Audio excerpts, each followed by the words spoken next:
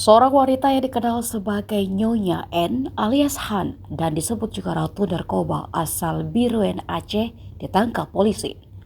Sosoknya sebelumnya dikenal sebagai wanita yang kerap memamerkan kehidupan mewah. Banyak netizen mengira jika wanita tersebut merupakan istri dari seorang pejabat. Siapa sangka kekayaannya justru didapat dari transaksi narkoba jenis sabu. Han ditangkap awal Agustus 2023 di Sunggal, Medan, Sumatera Utara.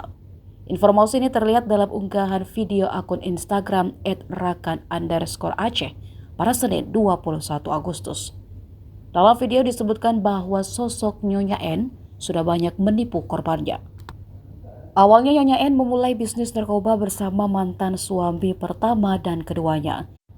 Aparat pun menangkap suami kedua Nyonya N berinisial AN serta satu orang lainnya.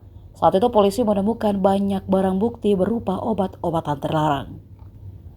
Tak tanggung-tanggung barang bukti tersebut berupa 52 kilogram sabu dan ratusan ribu butir ekstasi.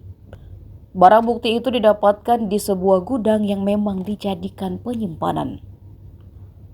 Akibat perbuatannya, Nyonya N dikabarkan terancam hukuman mati.